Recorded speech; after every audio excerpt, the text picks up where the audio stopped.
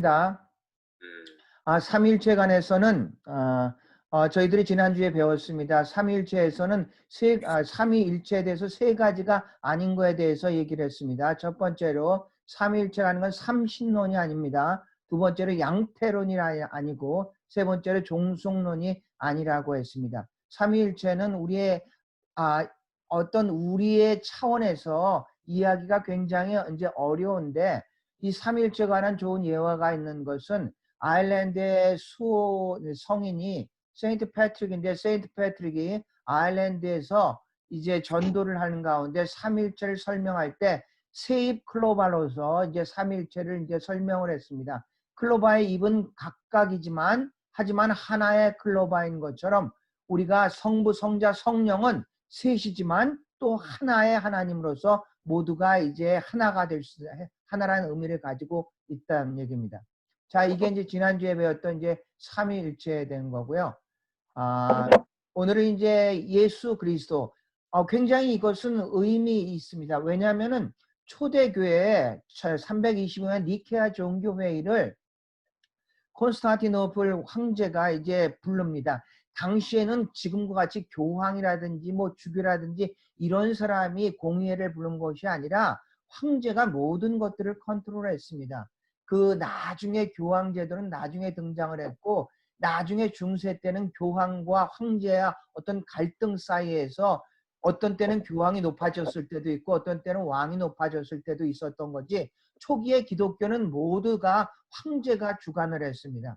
우리가 알고 있기는 콘스탄티노플 황제가 313년에 밀라노에서 칙령을 내서 그리스도를 갖다가 공인을 합니다. 공인을 했다는 것은 그 전 313년 전까지는 기독교는 이것은 어떤 그 정통 종교가 아니라 이것은 어떤 사이비로서 어떤 그 이단으로서 이렇게 생각을 해서 박해의 대상이었습니다.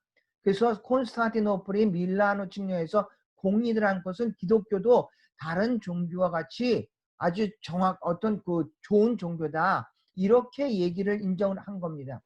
세계 100대 사건 중에서 보면은 이 밀라노 칙령이 매주인지는 모르지만 이 세계 역사를 바꿨었던 그런 사건 중에 이제 하나입니다. 콘스탄티노플이 순수하게 기독교를 공인을 하고 기독교를 서포팅한 것도 있지만, 로마가 굉장히 그 영토가 넓어지면서 이 다양한 로마를 하나의 사상으로, 하나의 이념으로, 하나의 종교로서 묶어야 될 그러한 로마의 필요성이 있었던 겁니다. 그래서 콘스탄티노플은 기독교를 통해 가지고 로마로 하나로 만들 그런 생각을 가졌었던 사람입니다. 그런데 너무 넓다 보니까 예수는 믿기는 믿는데 예수에 대해서 다른 의견을 가졌던 사람들이 너무나 많았었기 때문에 콘스탄티노플이 325년에 니케아에서 종교회의를 이제 모이게 합니다. 당시에 그 어떤 그 로마가 통치하고 있었던 그런 지역은 5개 교구로 나눠졌다고 했습니다.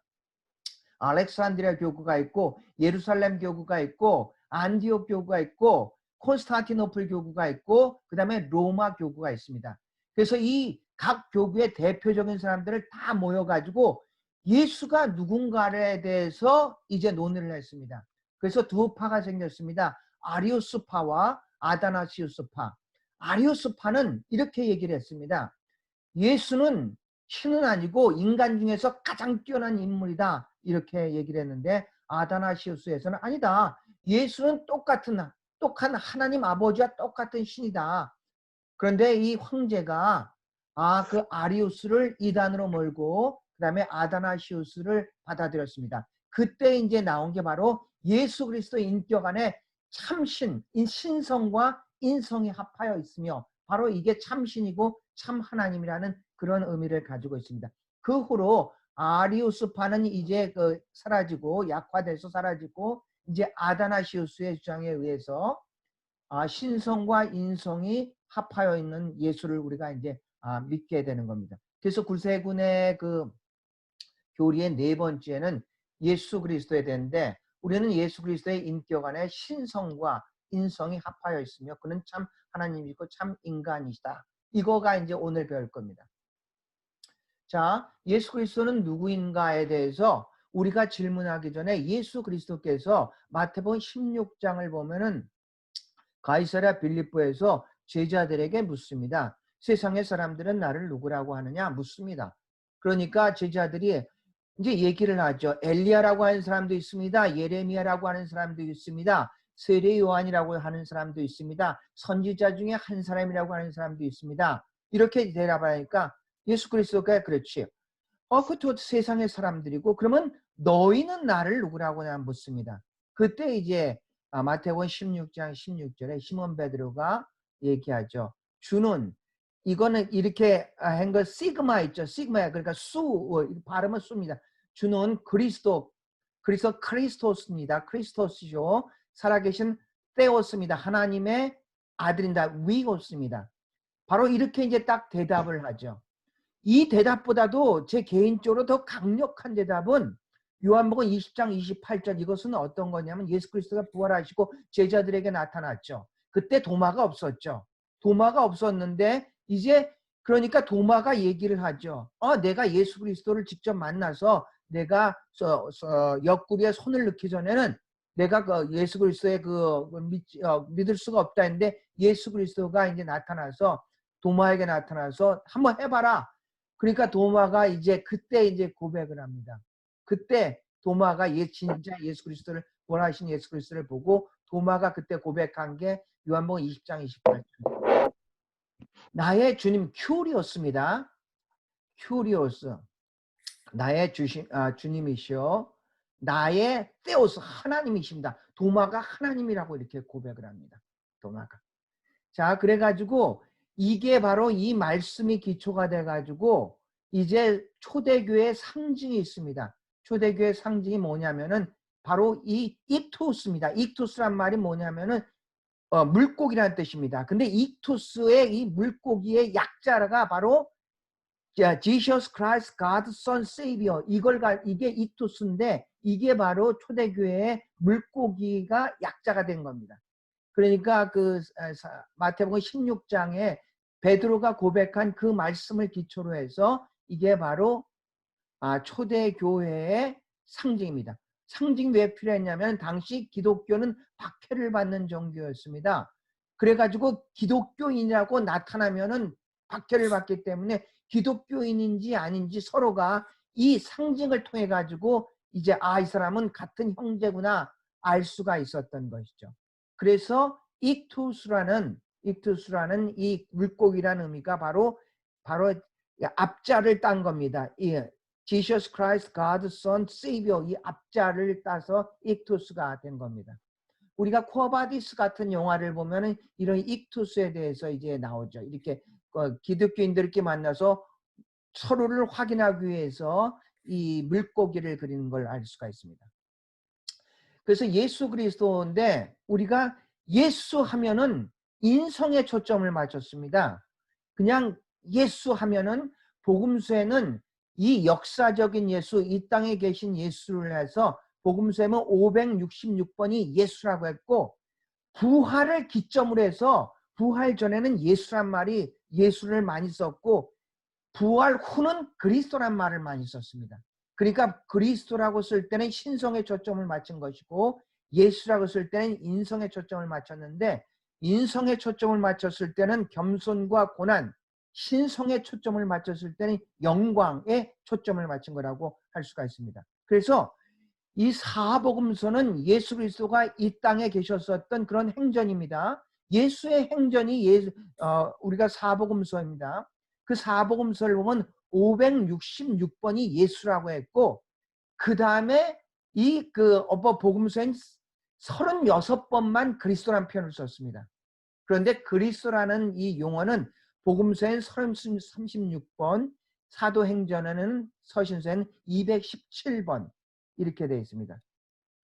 그래서 예수 그리스도라고 얘기할 때는 예수라고 얘기를 할 때는 인성에 초점을 맞췄구나. 그리스도라고 얘기했을 때 신성에 초점을 맞췄구나. 예수 그리스도라면 인성과 신성이 합하여 있다는 그런 의미를 가지고 있다고 생각을 하시면 되겠습니다. 그래서 기독교와 그리스도교 이게 참 웃기죠. 만약에 이 기독교는 중국을 통해서 왔습니다. 그래서 중국을 통해서 왔어요. 중국을 통해서 중국에서 뭐라고 받아요? 천주교라고 했습니다. 천주. 왜냐하면 천주라는 건 하늘의 주인 이런 뜻입니다. 그래서 이들이 천주교라고 이렇게 받아들였고, 그리고 또 이게 어떤 그리스도라는 단어를 기독이라고 썼습니다. 그러니까 기독이라는 말은 이게 우리가 기독이라고 발음하지만 중국말 가까이는 그리스도라는 발음이 많이 납니다. 찌또 뭐 이렇게 해가지고 이걸 갖다가 우리가 국외음화가 없었을 때는 기독이 바로 그리스도라는 얘기예요. 그러니까 기독교와 그리스도교는 이게 같은 건데 우리가 다른 건가 다른 말인가 이렇게 생각하는데 그게 아니라 그리스도를 중국말로 쓴 게 기독이라는 뜻입니다. 그래서 기독교와 그리스도교는 같은 말이라는 걸 이제 좀 알아야 되겠어요. 그래서 기독교의 기독은 크리스토스의 중국어 음역입니다. 현재 중국어 발음으로는 지뚜이지만 국외음화하기 전에 옛 발음은 기도 또는 기독에 가깝습니다. 그래서 기독이라는 건 그리스도라는 뜻입니다. 그래서 같은 의미를 가지고 있습니다. 자, 그래서 예수 그리스도를 이렇게 되죠. 예수 그리스도는 여러 가지로 이제 표현이 돼 있죠. 예수 그리스도는 그리스도 예수라고 쓸 때도 있고 예수 그리스도라고 쓸 때도 있고 주 예수 그리스도라고 쓸 때도 있습니다. 그러니까 예수 그리스도를 이 성경에는 다양하게 표현이 되고 있습니다. 우리 이름만 해도 예수 그리스도에 대해서 이름을 보면요 이래요. 로드라고 이건 이제 로드라는 큐리오스라는 거. 코바디스 큐리오스. 주여 어디 가시나 어디 가시나이까 이제 그겁니다. 코바디스가 어디 가시나이까 큐리오스까지 들어가야지 주여 어디 가시나이까 이런 뜻입니다. 그리스도 크라이스트는 기름 부음을 받은 자 이런 뜻입니다. 기름 부음을 받은 자. 기름 부음 받은 자. 하나님의 아들 Son of God라는 하나님의 아들이라는 그런 단어도 쓰고요. 인자 Son of Man이라는 구세주 Savior라는 말도 종이란 servant 그 사복음서의 마가복음은 종의 복음이라고 합니다. 그 황수의 복음, 종의 복음, 예수 그리스도의 섬김의 예수 그리스도를 나타나고 있습니다. 그래서 리더십에서 섬김의 리더십을 요새는 굉장히 강조를 하고 있습니다. 섬김의 리더십, 서번트 리더십이라고 합니다. 그 다음에 왕으로 마태복음은 사자로 해서 왕으로 기록하고 있다고 했습니다. 왜냐하면 유태인들을 위한 서신서기 때문에 유태인들은 왕으로서 어떤 사자와 같은 메시아를 기다리고 있기 때문에 마태는 유태인들을 대상으로 해서 예수 그리스도를 왕으로서 기록하고 있다는 얘기죠. 그다음에 심판자로서 최후의 심판자로서 이제 기록을 말이 있고요.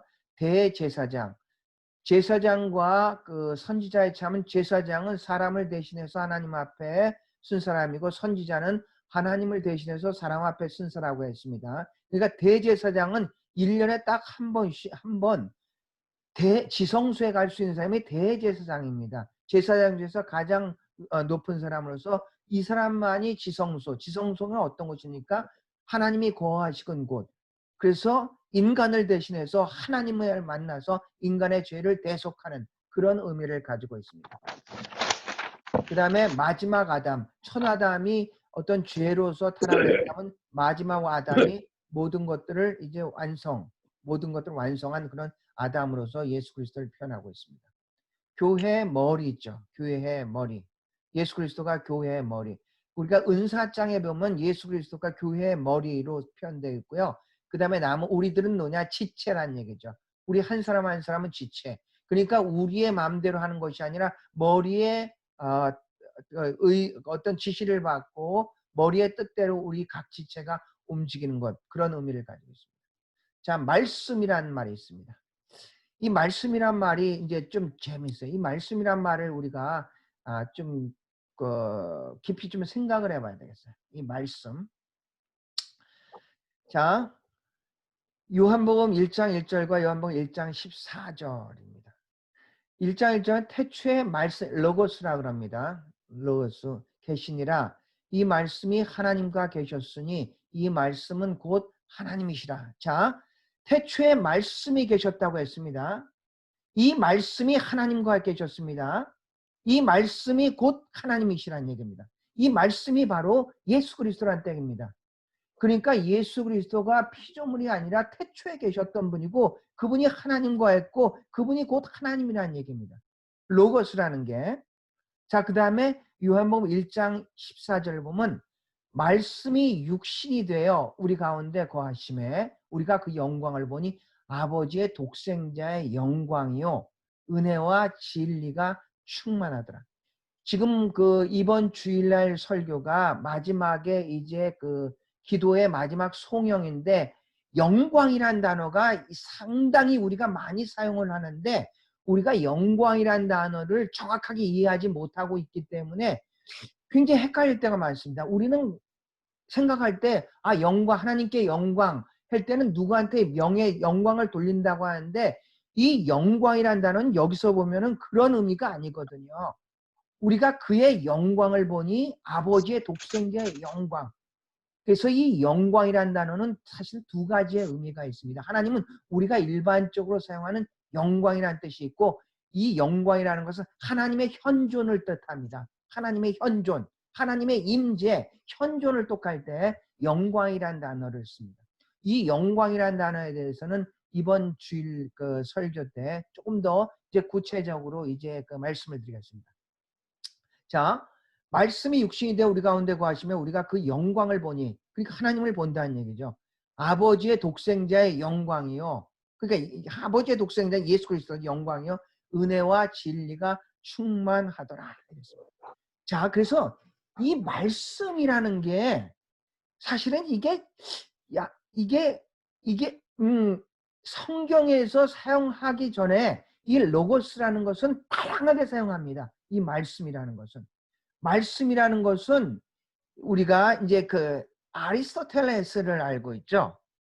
아리스토텔레스가 이제 설득의 세 가지의 요소가 있다. 로고스입니다. 로고스인데 지금 성경에서는 말씀으로 해서 이것을 갖다가 예수 그리스도로 이제 이어지는데 원래 이게 헬라어 말로 보면 로고스라는 것은 이성이라는 뜻이 있습니다. 이성.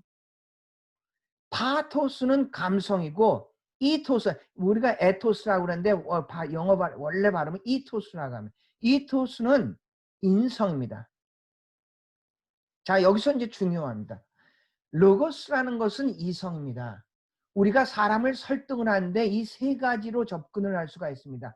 우리가 논리적이고 합리적이고 이성적으로 접근하면 사실은 10%뿐이 그 사람한테 접근을 못한다고 합니다. 아무리 논리적으로 하더라도 이 파토스는 이제 감성이죠. 감성이 깨진 상태에서 이게 이성으로 접근이 안 된다고 합니다. 감성으로 접근을 하게 되면은 30% 정도. 이건 사실은 아무리 이게 찾아보더라도 아리스토텔레스가 이 퍼센테이지는 나누지는 않은 것 같은데 후대 누군가가 나눴는데 그런데 아리스토텔레스가 얘기하는 로고스로 접근하면 정말로 낮고 파토스로 접근하면 그 다음으로 높고 이토스로서 인성 그러니까 삶으로 인격으로 설득을 할 때가 가장 많이 이제 설득을 할 수 있다는 얘기입니다. 이것은 말하는 것도 그러고 글을 쓰는 것도 그렇습니다. 말로서 사람을 설득하는 게 정말로 힘든 이유는 글로서도 사람을 설득하는 게 정말로 힘든 거는 왜 그러냐면은 이토스가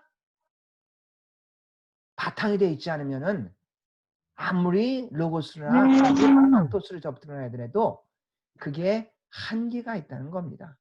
그래서 힘들다는 얘기입니다. 그래서 글쓰기가 힘들고 말하기가 힘든 얘기는 왜냐하면은 그렇게 살지 않으면은 그게 그만큼 영향력을 미치지 못하기 때문에 그렇게 해서 힘든다는 얘기입니다. 자, 그래서 이 로고스란 단어는 우리가 이성이란 단어, 그 다음에 또 말씀이란 단어도 있습니다. 법칙이란 단어도 있습니다. 법칙. 그래서 이 로고스란 그 어떤 그 성서를 빼놓고 어떤 로고스란 단어는 합리, 이성, 법칙 이런 의미를 가지고 있는데 바로 이 요한이 이 로고스라는 개념을 바로 성수에 집어넣어서 이 로고스가 바로 예수 그리스도로서 이제 묘사를 하고 있습니다. 아까 얘기했던 영광도 마찬가지입니다. 영광이라는 그 단어 자체도 원래는 독사입니다. 독사인데 이 독사란 의미가 사실은 이게 하나님의 임재, 영광 이런 쪽으로 했는데 원래는 이제 그런 의미는 아니었습니다. 그래서 이것을 갖다가 그 성서로 이제 예수 그리스도를 묘사할 때 이제 로고스라는 단어도고 이제 독사라 하나님의 영광을 나타낼 때 이제 독사라는 단어도 이렇게 쓰게 됩니다.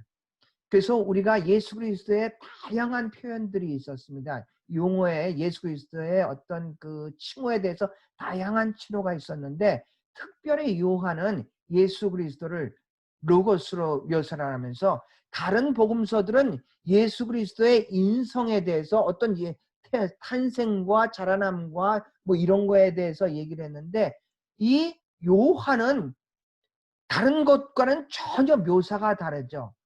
태초에 말씀이 계시니라 이 말씀이 하나님과 함께 하시니 이 말씀이 곧 하나님이라 이렇게 탁 선언을 던져놓고 그러니까 요한복음은 연역적으로 접근을 하는 거죠. 다른 복음서들은 귀납적으로 접근을 하면서 예수 그리스도가 누군지를 설명하는데 요한복음은 연역적으로 딱 결론을 내리고 그리고 예수 그리스도를 풀어나가는 거고 귀납이라는 것은 이렇게 돼서 이렇다 이렇게 이제 귀납이거든요. 그러니까 경험론적으로 이렇게 접근을 하게 되는 게 이제 귀납인데 다른 것들은 이제 다른 복음서들은 귀납적으로 예수 그리스도에 대해서 설명을 하는데 요한복음은 연역적으로 딱 결론을 내리고 예수 그리스도는 로고스다라고 설문을 내리고 이제 그 다른 이제 복음서를 갖다가 이제 써내려갑니다. 그래서 이 요한복음을 이 어떤 그 동물로 비유를 하자면 독수리입니다. 다른 것들은 다 어떤 그 사자도 그렇고 이제 소도 그렇고 사람도 그렇고 누가 보면 사람으로 묘사되는데요. 다 땅에 있는 건데 이 독수리는 하늘에서 땅을 바라보는 그런 차원에서 이제 그 요한복음은 이제 기록이 되었습니다. 그래서 이 로고스란 단어가 일반 철학에서 사용되는 로고스와 이 성서에서 사용되는 로고스가 이제 좀 다르고 녹사라는 것도 마찬가지입니다. 영광이라는 것도 일반 어떤 그 원래 가진 헬라어의 말과 그다음에 성서에서 사용한 녹사라는 의미가 이제 조금 다르다는 것을 이제 알아야 되겠습니다. 자, 결론을 내립니다. 우리는 예수 그리스도의 인격 안에 신성과 인성이 합하였습니다. 그러니까 예수 그리스도는 참 하나님이시고 참 인간입니다. 그래서 예수 그리스도는 인성을 가졌기 때문에 누구보다도 우리의 그 아픔을 잘 알고 계신 그분이 바로 부활하시면서 이제 부활의 첫 열매가 돼서 우리에게 부활의 소망을 가지고 이제 살아갈 수 있게 했었던 그분이 참으로 신이면서 참으로 인간인 그분이 바로 예수 그리스도, 우리가 믿는 예수 그리스도입니다. 예수라고 표현이 많이 사용된 거는 복음서에서 많이 됐는데 어떤 역사적인 인간적인 예수를 많이 했고 그리스도라는 표현한 것은 바로 부활 후에 가장 많이 이제 예수란 용어 대신에 이제 그리스도란 말한 것은 신성을 강조를 한 거고 그 다음에 계속해서 예수 그리스도, 뭐 그리스도 예수, 주 예수 그리스도 다양한 표현으로서 이제 예수 그리스도를 이제 묘사를 하고 있습니다.